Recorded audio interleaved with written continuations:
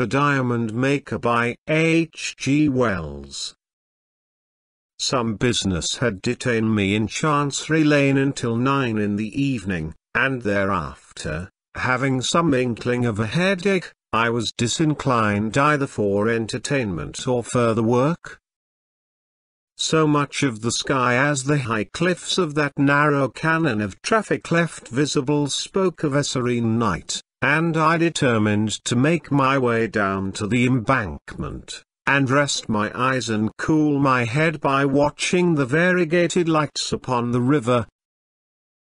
Beyond comparison, the night is the best time for this place. A merciful darkness hides the dirt of the waters, and the lights of this transition age, red, glaring orange, gas yellow, and electric white, are set in shadowy outlines of every possible shade between grey and deep purple. Through the arches of Waterloo Bridge 100 points of light mark the sweep of the embankment, and above its parapet rise the towers of Westminster, warm grey against the starlight. The black river goes by with only a rare ripple breaking its silence, and disturbing the reflections of the lights that swim upon its surface. "A warm night," said a voice at my side. I turned my head, and saw the profile of a man who was leaning over the parapet beside me. It was a refined face, not unhandsome, though pinched and pale enough, and the coat collar turned up and pinned round the throat marked his status in life as sharply as a uniform. I felt I was committed to the price of a bed and breakfast if I answered him. I looked at him curiously. Would he have anything to tell me worth the money, or was he the common incapable and capable even of telling his own story? There was a quality of intelligence in his forehead and eyes, and a certain tremulousness in his nether lip that decided me. "Very warm," said I, "but not too warm for us here." "No," he said, still looking across the water, "it is pleasant enough here just now." "It is good," he continued after a pause, "to find anything so restful as this in London. After one has been fretting about business all day, about getting on, meeting obligations, and parrying dangers, I do not know what one would do if it were not for such pacific corners." He spoke with long pauses between the sentences. "You must know a little of the irksome labor of the world, or you would not be here. But I doubt if you can be so brain-weary and footsore as I am. Bah! Sometimes I doubt if the game is worth the candle. I feel inclined to throw the whole thing over name, wealth, and position and take to some modest trade. But I know if I abandoned my ambition hardly as she uses me I should have nothing but remorse left for the rest of my days." He became silent. I looked at him in astonishment. If ever I saw a man hopelessly hard up it was the man in front of me. He was ragged and he was dirty, unshaven and unkempt. He looked as though he had been left in a dustbin for a week. And he was talking to me of the irksome worries of a large business. I almost laughed outright. Either he was mad or playing a sorry jest on his own poverty. "If high aims and high positions," said I, "have their drawbacks of hard work and anxiety, they have their compensations. Influence, the power of doing good, of assisting those weaker and poorer than ourselves, and there is even a certain gratification in display." My banter under the circumstances was in very vile taste. I spoke on the spur of the contrast of his appearance and speech. I was sorry even while I was speaking. He turned a haggard but very composed face upon me. Said he, "I forget myself." Of course you would not understand. He measured me for a moment. No doubt it is very absurd. You will not believe me even when I tell you, so that it is fairly safe to tell you. And it will be a comfort to tell someone. I really have a big business in hand, a very big business. But there are troubles just now. The fact is, I make diamonds. I suppose, said I, you are out of work just at present. I am sick of being disbelieved, he said impatiently, and suddenly unbuttoning his wretched coat he pulled out a little canvas bag that was hanging by a cord round his neck. From this he produced a brown pebble. I wonder if you know enough to know what that is? He handed it to me. Now, a year or so ago, I had occupied my leisure in taking a London science degree, so that I have a smattering of physics and mineralogy. The thing was not unlike an uncut diamond of the darker sort, though far too large, being almost as big as the top of my thumb. I took it, and saw it had the form of a regular octahedron, with the curved faces peculiar to the most precious of minerals. I took out my penknife and tried to scratch it vainly. Leaning forward towards the gas lamp, I tried the thing on my watch glass, and scored a white line across that with the greatest ease. I looked at my interlocutor with rising curiosity. It certainly is rather like a diamond. But, if so, it is a behemoth of diamonds. Where did you get it? I tell you I made it, he said. Give it back to me. He replaced it hastily and buttoned his jacket. I will sell it you for £100, he suddenly whispered eagerly. With that my suspicions returned. The thing might, after all, be merely a lump of that almost equally hard substance, corundum, with an accidental resemblance in shape to the diamond.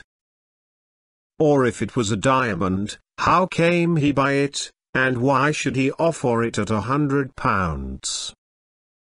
We looked into one another's eyes. He seemed eager, but honestly eager. At that moment I believed it was a diamond he was trying to sell. Yet I am a poor man, £100 would leave a visible gap in my fortunes, and no sane man would buy a diamond by gaslight from a ragged tramp on his personal warranty only. Still, a diamond that size conjured up a vision of many thousands of pounds. Then, thought I, such a stone could scarcely exist without being mentioned in every book on gems, and again I called to mind the stories of contraband and light-fingered Kaffirs at the Cape. I put the question of purchase on one side. How did you get it? Said I. I made it. I had heard something of Moissan, but I knew his artificial diamonds were very small. I shook my head. You seem to know something of this kind of thing. I will tell you a little about myself. Perhaps then you may think better of the purchase. He turned round with his back to the river, and put his hands in his pockets. He sighed. I know you will not believe me.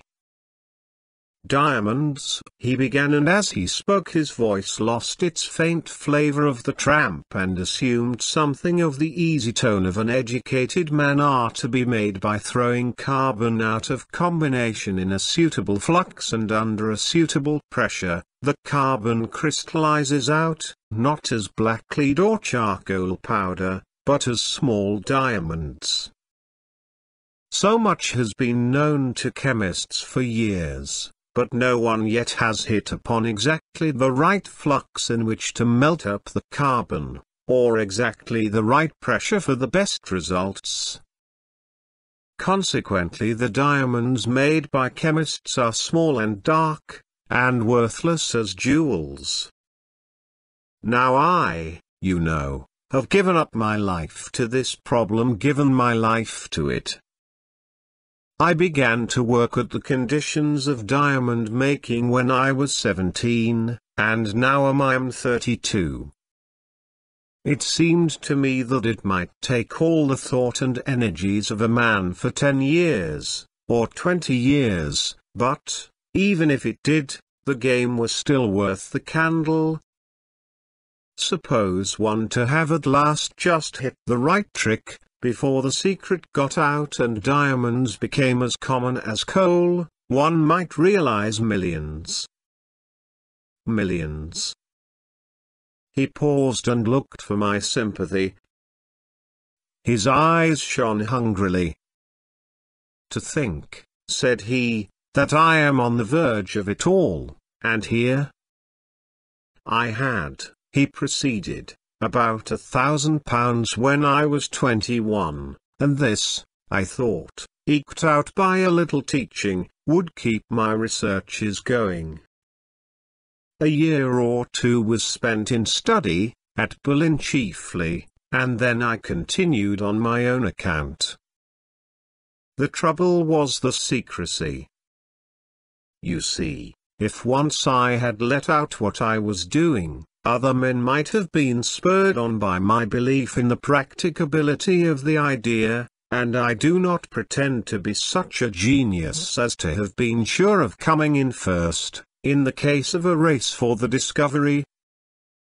And you see, it was important that if I really meant to make a pile, people should not know it was an artificial process and capable of turning out diamonds by the ton. So I had to work all alone. At first I had a little laboratory, but as my resources began to run out I had to conduct my experiments in a wretched unfurnished room in Kentish Town, where I slept at last on a straw mattress on the floor among all my apparatus. The money simply flowed away. I grudged myself everything except scientific appliances. I tried to keep things going by a little teaching, but I am not a very good teacher, and I have no university degree, nor very much education except in chemistry, and I found I had to give a lot of time and labor for precious little money. But I got nearer and nearer the thing. 3 years ago I settled the problem of the composition of the flux, and got near the pressure by putting this flux of mine and a certain carbon composition into a closed-up gun barrel, filling up with water, sealing tightly, and heating. He paused. "Rather risky," said I. "Yes." It burst, and smashed all my windows and a lot of my apparatus, but I got a kind of diamond powder nevertheless. Following out the problem of getting a big pressure upon the molten mixture from which the things were to crystallize, I hit upon some researches of Daubry's at the Paris Laboratoire des Poudres et Salpêtres. He exploded dynamite in a tightly screwed steel cylinder, too strong to burst, and I found he could crush rocks into a muck not unlike the South African bed in which diamonds are found. It was a tremendous strain on my resources, but I got a steel cylinder made for my purpose after his pattern. I put in all my stuff and my explosives, built up a fire in my furnace, put the whole concern in, and went out for a walk. I could not help laughing at his matter-of-fact manner. Did you not think it would blow up the house? Were there other people in the place? It was in the interest of science, he said, ultimately. There was a costermonger family on the floor below, a begging letter writer in the room behind mine, and 2 flower women were upstairs. Perhaps it was a bit thoughtless. But possibly some of them were out. When I came back, the thing was just where I left it, among the white-hot coals. The explosive hadn't burst the case. And then I had a problem to face. You know, time is an important element in crystallization. If you hurry the process, the crystals are small. It is only by prolonged standing that they grow to any size. I resolved to let this apparatus cool for 2 years, letting the temperature go down slowly during that time.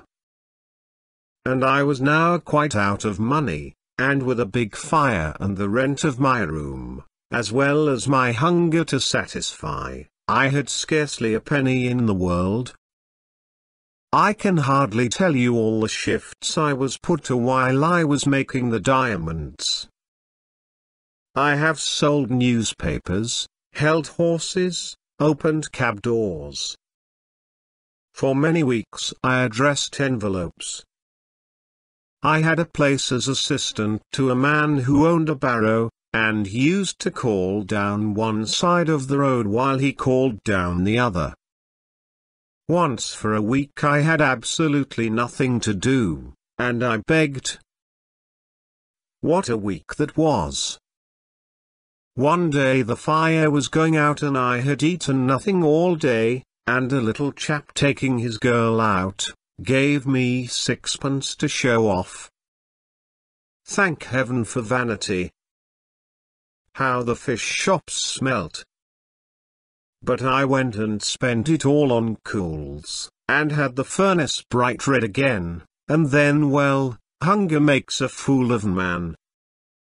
At last, 3 weeks ago, I let the fire out. I took my cylinder and unscrewed it while it was still so hot that it punished my hands, and I scraped out the crumbling lava-like mass with a chisel, and hammered it into a powder upon an iron plate. And I found 3 big diamonds and 5 small ones. As I sat on the floor hammering, my door opened, and my neighbor, the begging letter writer, came in. He was drunk as he usually is. "Nurturist," said he. "You're drunk," said I. "Structive scoundrel," said he.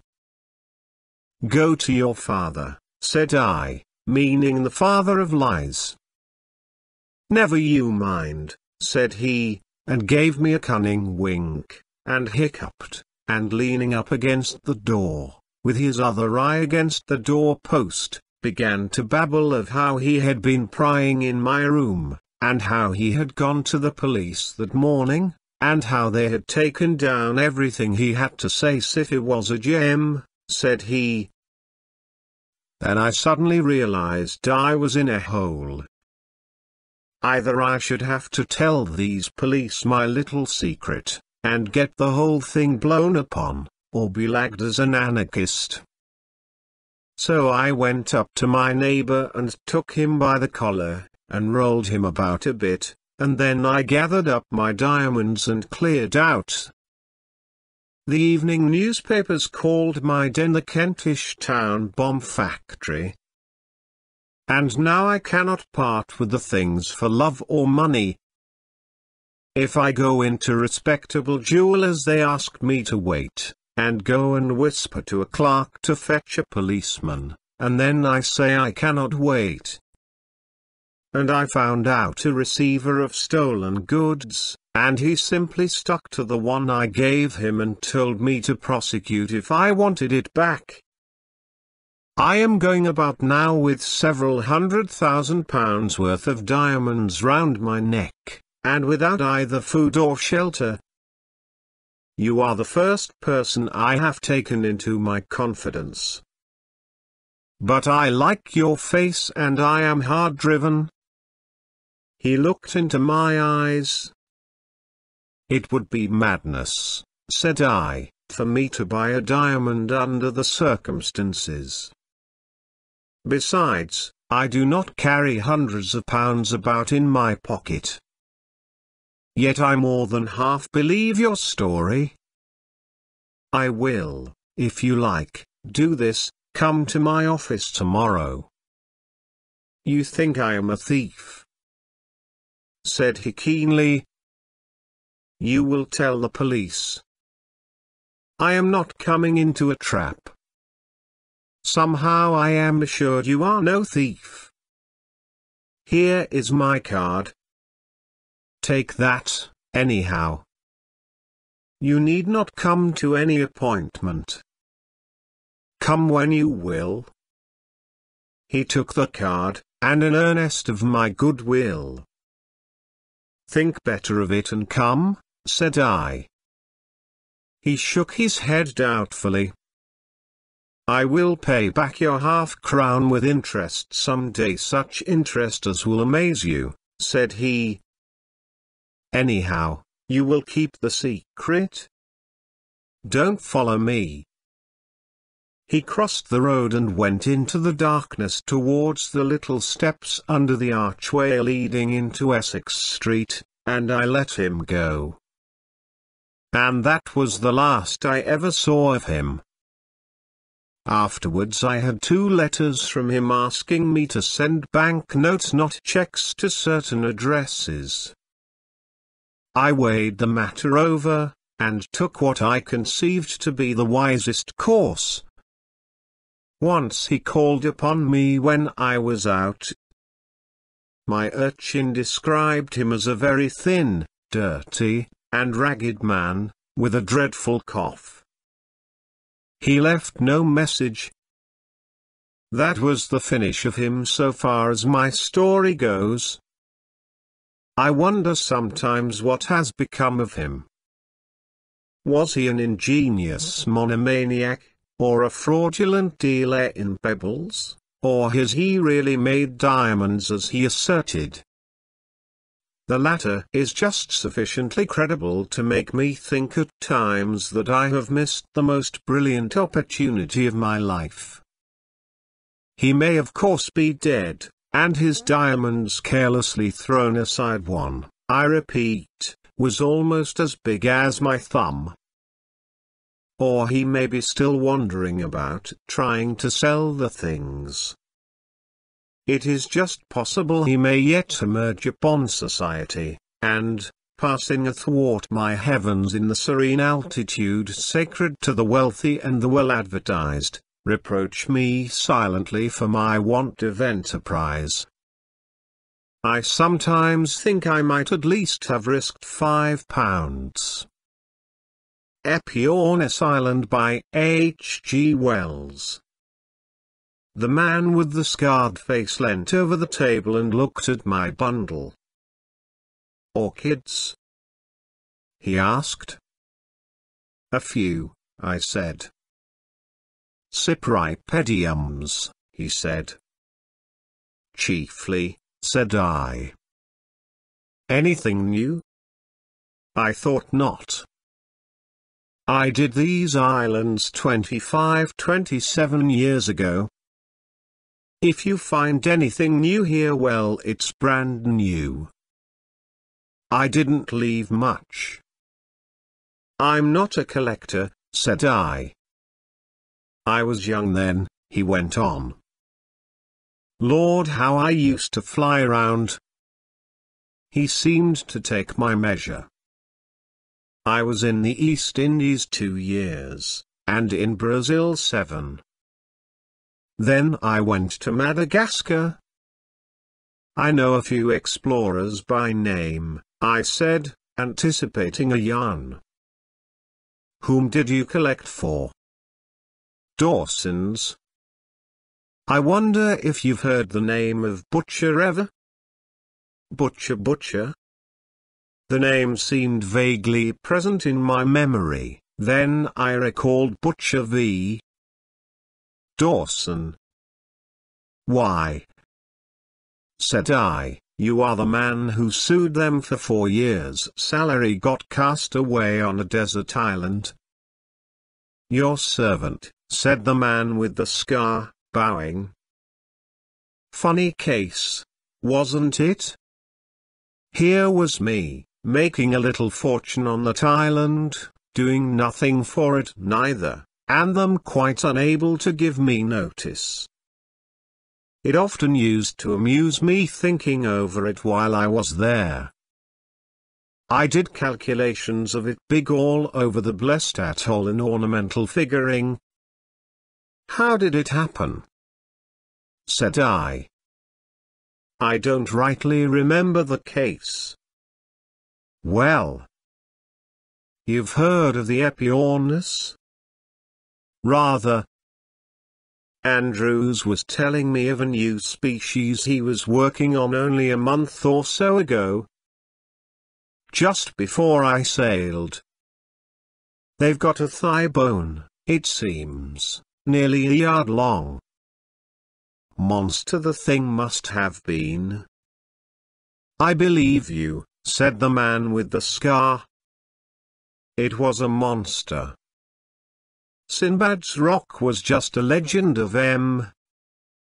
But when did they find these bones?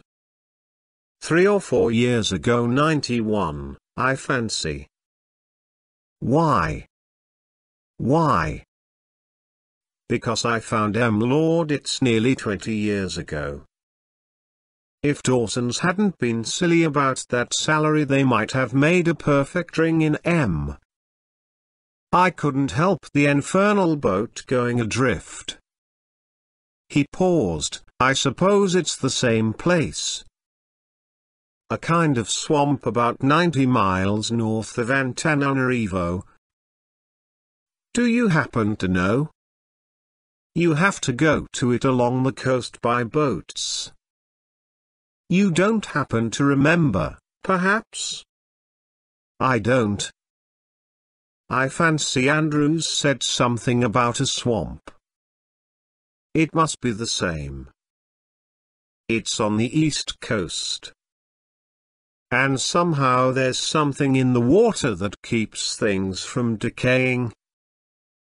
Like creosote it smells. It reminded me of Trinidad. Did they get any more eggs? Some of the eggs I found were 1.5 feet long. The swamp goes circling round, you know, and cuts off this bit. It's mostly salt, too. Well. What a time I had of it. I found the things quite by accident. We went for eggs, me and 2 native chaps, in one of those rum canoes all tied together, and found the bones at the same time. We had a tent and provisions for 4 days, and we pitched on one of the firmer places. To think of it brings that odd tarry smell back even now. It's funny work. You girl probing into the mud with iron rods, you know. Usually the egg gets smashed. I wonder how long it is since these Epiornises really lived. The missionaries say the natives have legends about when they were alive, but I never heard any such stories myself, but certainly those eggs we got were as fresh as if they had been new laid. Fresh. Carrying them down to the boat, one of my nigger chaps dropped one on a rock and it smashed. How I lammed into the beggar. But sweet it was, as if it was new laid. not even smelly, and its mother dead these 400 years, perhaps. Said a centipede had bit him. However, I'm getting off the straight with the story. It had taken us all day to dig into the slush and get these eggs out unbroken, and we were all covered with beastly black mud, and naturally I was cross. So far as I knew, they were the only eggs that have ever been got out, not even cracked. I went afterwards to see the ones they have at the Natural History Museum in London. All of them were cracked and just stuck together like a mosaic, and bits missing. Mine were perfect, and I meant to blow them when I got back. Naturally I was annoyed at the silly duffer dropping 3 hours' work just on account of a centipede. I hit him about rather. Footnote A: no European is known to have seen a live Epiornis, with the doubtful exception of MacAndrew, who visited Madagascar in 1745. H.G.W. The man with the scar took out a clay pipe. I placed my pouch before him. He filled up absent-mindedly. How about the others? Did you get those home? I don't remember. That's the queer part of the story. I had 3 others. Perfectly fresh eggs. Well, we put 'em in the boat, and then I went up to the tent to make some coffee, leaving my 2 heathens down by the beach, the one fooling about with his sting and the other helping him. It never occurred to me that the beggars would take advantage of the peculiar position I was in to pick a quarrel. But I suppose the centipede poison and the kicking I had given him had upset the one. He was always a cantankerous sort, and he persuaded the other. I remember I was sitting and smoking and boiling up the water over a spirit lamp business I used to take on these expeditions. Incidentally, I was admiring the swamp under the sunset.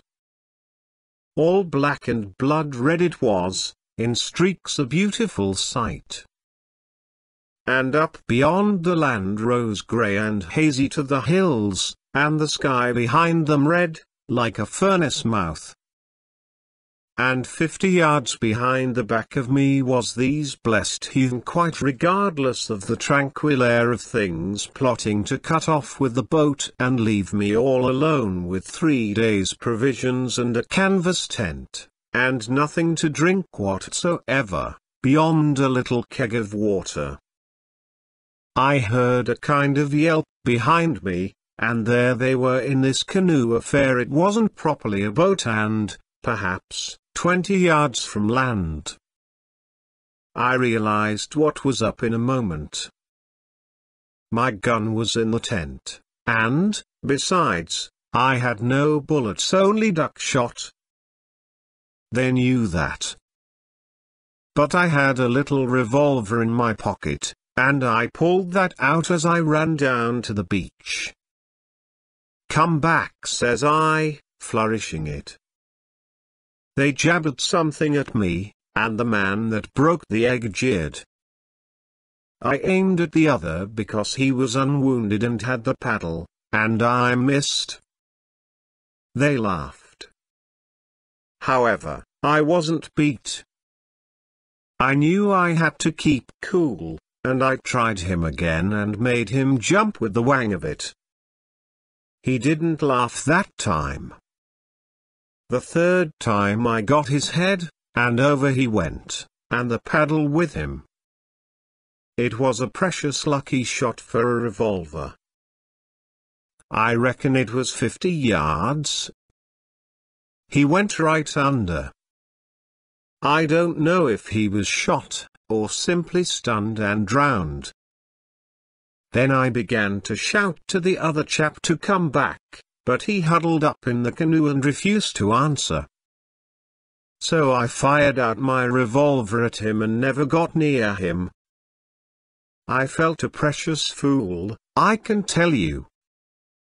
There I was on this rotten, black beach, flat swamp all behind me, and the flat sea, cold after the sunset, and just this black canoe drifting steadily out to sea. I tell you, I damned Dawson's and Jamrocks and museums and all the rest of it just to rights. I bawled to this nigger to come back, until my voice went up into a scream. There was nothing for it but to swim after him and take my luck with the sharks. So I opened my clasp knife and put it in my mouth, and took off my clothes and waded in. As soon as I was in the water I lost sight of the canoe, but I aimed, as I judged, to head it off. I hoped the man in it was too bad to navigate it, and that it would keep on drifting in the same direction. Presently it came up over the horizon again to the southwestward about. The afterglow of sunset was well over now and the dim of night creeping up. The stars were coming through the blue. I swam like a champion, though my legs and arms were soon aching.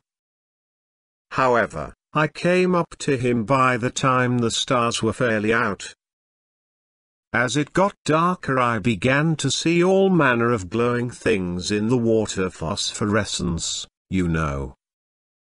At times it made me giddy.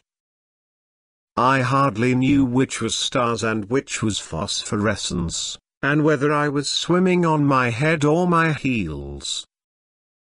The canoe was as black as sin, and the ripple under the bows like liquid fire. I was naturally chary of clambering up into it. I was anxious to see what he was up to first. He seemed to be lying cuddled up in a lump in the bows, and the stern was all out of water. The thing kept turning round slowly as it drifted, kind of waltzing, don't you know. I went to the stern, and pulled it down, expecting him to wake up. Then I began to clamber in with my knife in my hand, and ready for a rush. But he never stirred. So there I sat in the stern of the little canoe, drifting away over the calm phosphorescent sea, and with all the host of the stars above me, waiting for something to happen. After a long time I called him by name, but he never answered. I was too tired to take any risks by going along to him. So we sat there. I fancy I dozed once or twice.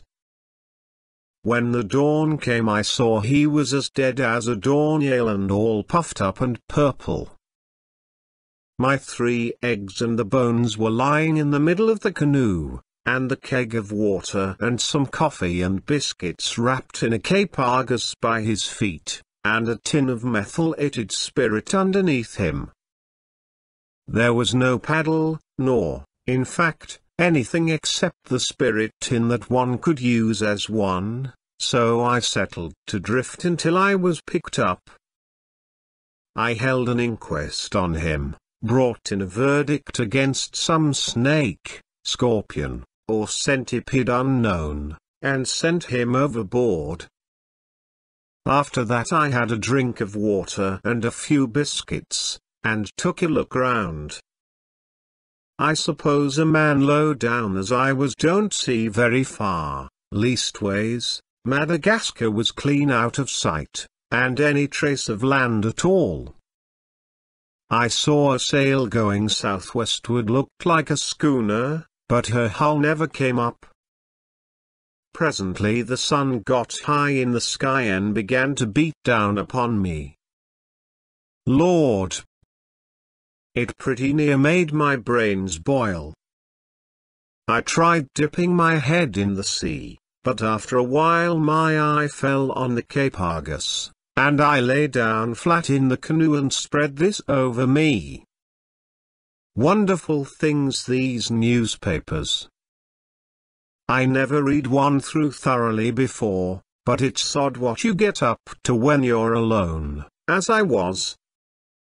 I suppose I read that blessed old Gapagus 20 times. The pitch in the canoe simply reeked with the heat and rose up into big blisters. I drifted 10 days, said the man with the scar. It's a little thing in the telling, isn't it? Every day was like the last. Except in the morning and the evening I never kept a lookout, even the blaze was so infernal. I didn't see a sail after the first 3 days, and those I saw took no notice of me. About the 6th night a ship went by scarcely half a mile away from me, with all its lights ablaze and its ports open, looking like a big firefly. There was music aboard. I stood up and shouted and screamed at it. The second day I broached one of the Epiornis eggs, scraped the shell away at the end bit by bit, and tried it, and I was glad to find it was good enough to eat. A bit flavory, not bad, I mean, but with something of the taste of a duck's egg. There was a kind of circular patch, about 6 inches across, on one side of the yolk, and with streaks of blood and a white mark like a ladder in it that I thought queer, but I did not understand what this meant at the time, and I wasn't inclined to be particular. The egg lasted me 3 days, with biscuits and a drink of water. I chewed coffee berries too, invigorating stuff. The second egg I opened about the 8th day, and it scared me. The man with the scar paused. Yes, he said, developing. I dare say you find it hard to believe. I did, with the thing before me. There the egg had been, sunk in that cold black mud, perhaps 300 years. But there was no mistaking it. There was the what is it? Embryo, with its big head and curved back, and its heart beating under its throat, and the yolk shriveled up and great membranes spreading inside of the shell and all over the yolk. Here was I hatching out the eggs of the biggest of all extinct birds, in a little canoe in the midst of the Indian Ocean. If old Dawson had known that, it was worth 4 years' salary. What do you think? However, I had to eat that precious thing up, every bit of it, before I sighted the reef, and some of the mouthfuls were beastly unpleasant. I left the third one alone. I held it up to the light, but the shell was too thick for me to get any notion of what might be happening inside, and though I fancied I heard blood pulsing, it might have been the rustle in my own ears, like what you listen to in a seashell. Then came the atoll. Came out of the sunrise, as it were, suddenly, close up to me. I drifted straight towards it until I was about half a mile from shore, not more, and then the current took a turn, and I had to paddle as hard as I could with my hands and bits of the Epiornis shell to make the place. However, I got there. It was just a common atoll about 4 miles round, with a few trees growing and a spring in one place, and the lagoon full of parrotfish. I took the egg ashore and put it in a good place well above the tide lines and in the sun, to give it all the chance I could, and pulled the canoe up safe, and loafed about prospecting. It's rum how dull an atoll is. As soon as I had found a spring all the interest seemed to vanish. When I was a kid I thought nothing could be finer or more adventurous than the Robinson Crusoe business, but that place was as monotonous as a book of sermons. I went round finding eatable things and generally thinking, but I tell you I was bored to death before the first day was out. It shows my luck the very day I landed the weather changed. A thunderstorm went by to the north and flicked its wing over the island, and in the night there came a drencher and a howling wind slap over us. It wouldn't have taken much, you know, to upset that canoe.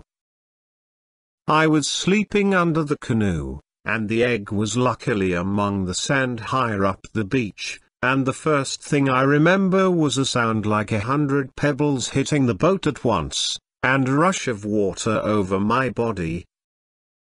I'd been dreaming of Antananarivo, and I sat up and hollered to Intoshi to ask her what the devil was up, and clawed out at the chair where the matches used to be. Then I remembered where I was. There were phosphorescent waves rolling up as if they meant to eat me, and all the rest of the night as black as pitch. The air was simply yelling. The clouds seemed down on your head almost, and the rain fell as if heaven was sinking and they were bailing out the waters above the firmament.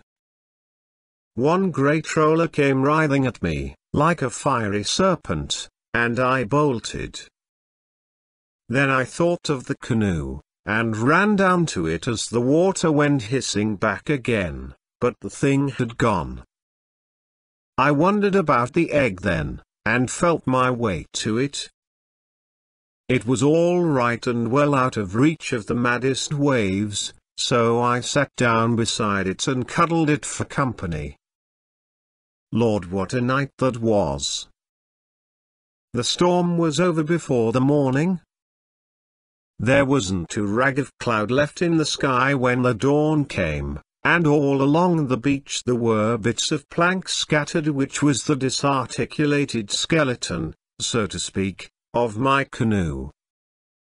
However, that gave me something to do, for, taking advantage of two of the trees being together, I rigged up a kind of storm shelter with these vestiges. And that day the egg hatched. Hatched, sir, when my head was pillowed on it and I was asleep. I heard a whack and felt a jar and sat up, and there was the end of the egg pecked out and a rum little brown head looking out at me. Lord, I said, you're welcome, and with a little difficulty he came out. He was a nice friendly little chap, at first, about the size of a small hen, very much like most other young birds, only bigger. His plumage was a dirty brown to begin with a sort of grey scab that fell off it very soon, and scarcely feathers, a kind of down-knee hair. I can hardly express how pleased I was to see him. I tell you, Robinson Crusoe don't make near enough of his loneliness. But here was interesting company. He looked at me and winked his eye from the front backwards, like a hen, and gave a chirp and began to peck about at once, as though being hatched 300 years too late was just nothing. Glad to see you, Man Friday, says I, for I had naturally settled he was to be called Man Friday if ever he was hatched, as soon as ever I found the egg in the canoe had developed. I was a bit anxious about his feed, so I gave him a lump of raw parrotfish at once. He took it, and opened his beak for more. I was glad of that, for, under the circumstances, if he'd been at all fanciful, I should have had to eat him after all.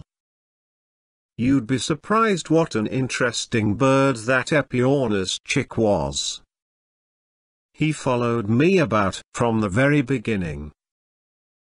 He used to stand by me and watch while I fished in the lagoon, and go shares in anything I caught. and he was sensible, too. There were nasty green warty things, like pickled gherkins, used to lie about on the beach, and he tried one of these and it upset him. He never even looked at any of them again. And he grew. You could almost see him grow.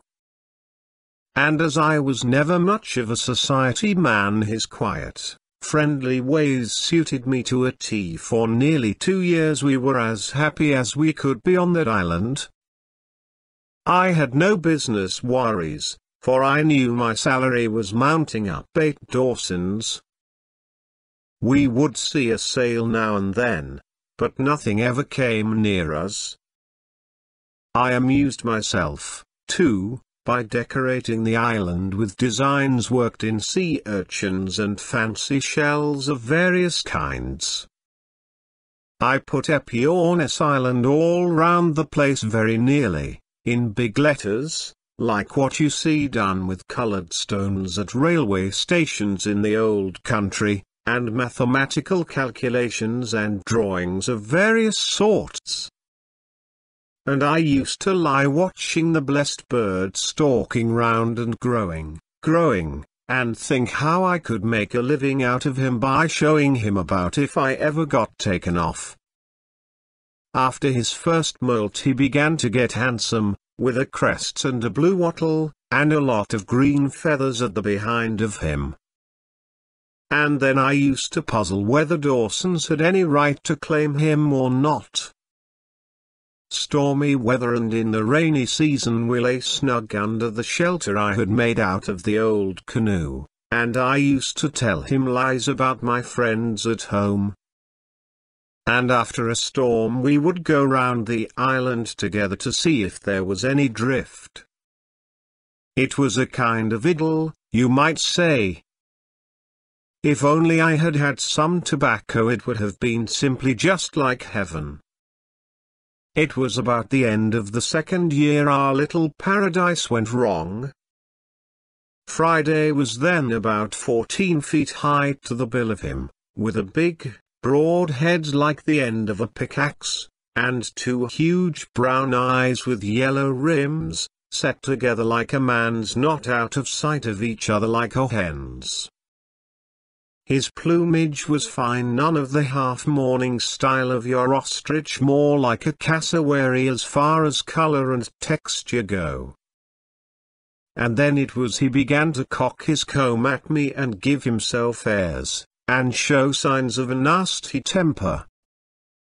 At last came a time when my fishing had been rather unlucky, and he began to hang about me in a queer, meditative way.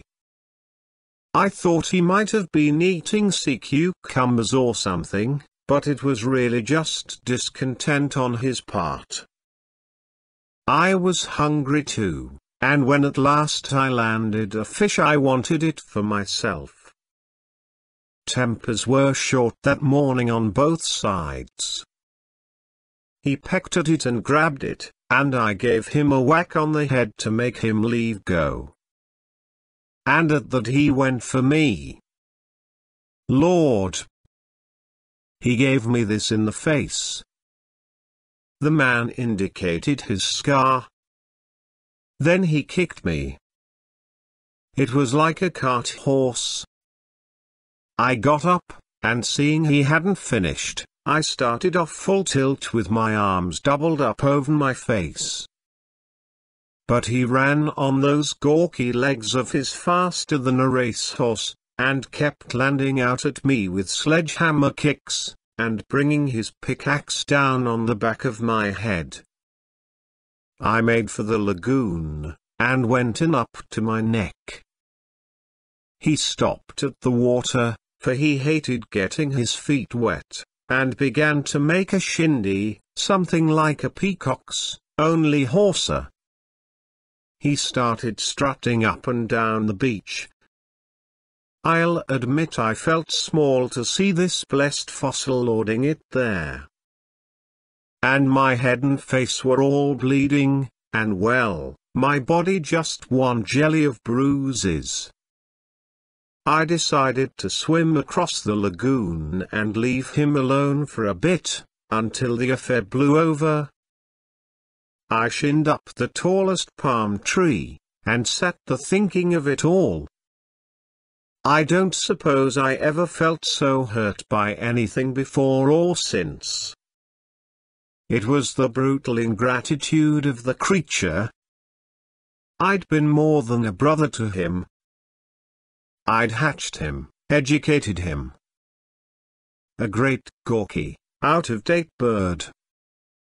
And me a human being, heir of the ages and all that. I thought after a time he'd begin to see things in that light himself, and feel a little sorry for his behavior.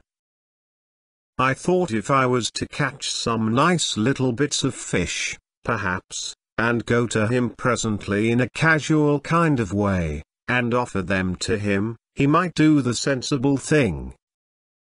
It took me some time to learn how unforgiving and cantankerous an extinct bird can be. Malice? I won't tell you all the little devices I tried to get that bird drowned again. I simply can't. It makes my cheek burn with shame even now to think of the snubs and buffets I had from this infernal curiosity. I tried violence. I chucked lumps of coral at him from a safe distance, but he only swallowed them. I shied my open knife at him and almost lost it, though it was too big for him to swallow. I tried starving him out and struck fishing, but he took to picking along the beach at low water after worms, and rubbed along on that. Half my time I spent up to my neck in the lagoon, and the rest up the palm trees. One of them was scarcely high enough, and when he caught me up it he had a regular bank holiday with the calves of my legs. It got unbearable. I don't know if you have ever tried sleeping up a palm tree. It gave me the most horrible nightmares. Think of the shame of it, too. Here was this extinct animal mooning about my island like a sulky duke, and me not allowed to rest the sole of my foot on the place. I used to cry with weariness and vexation. I told him straight that I didn't mean to be chased about a desert island by any damned anachronisms. I told him to go and pick a navigator of his own age. But he only snapped his beak at me. Great ugly bird, all legs and neck. I shouldn't like to say how long that went on altogether. I'd have killed him sooner if I'd known how. However, I hit on a way of settling him at last. It is a South American dodge. I joined all my fishing lines together with stems of seaweed and things and made a stoutish string, perhaps 12 yards in length or more. And I fastened 2 lumps of coral rock to the ends of this. It took me some time to do, because every now and then I had to go into the lagoon or up a tree as the fancy took me. This I whirled rapidly round my head, and then let it go at him. The first time I missed, but the next time the string caught his legs beautifully, and wrapped round them again and again. Over he went. I threw it standing waist deep in the lagoon, and as soon as he went down I was out of the water and sawing at his neck with my knife. I don't like to think of that even now. I felt like a murderer while I did it, though my anger was hot against him. When I stood over him and saw him bleeding on the white sand, and his beautiful great legs and neck writhing in his last agony. Pa! With that tragedy loneliness came upon me like a curse. Good Lord, you can't imagine how I missed that bird. I sat by his corpse and sorrowed over him, and shivered as I looked round the desolate, silent reef. I thought of what a jolly little bird he had been when he was hatched, and of 1,000 pleasant tricks he had played before he went wrong. I thought if I'd only wounded him I might have nursed him round into a better understanding. If I'd had any means of digging into the coral rock I'd have buried him. I felt exactly as if he was human. As it was, I couldn't think of eating him, so I put him in the lagoon, and the little fishes picked him clean. I didn't even save the feathers. Then one day a chap cruising about in a yacht had a fancy to see if my atoll still existed. He didn't come a moment too soon, for I was about sick enough of the desolation of it, and only hesitating whether I should walk out into the sea and finish up the business that way, or fall back on the green things. I sold the bones to a man named Winslow, a dealer near the British Museum, and he says he sold them to old Havers. It seems Havers didn't understand they were extra large, and it was only after his death they attracted attention. They called him Epiornis. What was it? Epiornis vastus, said I. It's funny, the very thing was mentioned to me by a friend of mine. When they found an Epiornis, with a thigh a yard long, they thought they had reached the top of the scale, and called him Epiornis maximus. Then someone turned up another thigh bone 4 feet 6 or more, and that they called Epiornis titan. Then your vastus was found after old Havers died, in his collection, and then Vastissimus turned up. Winslow was telling me as much, said the man with the scar. If they get any more Epiornises, he reckons some scientific swell will go and burst a blood vessel. But it was a queer thing to happen to a man, wasn't it altogether?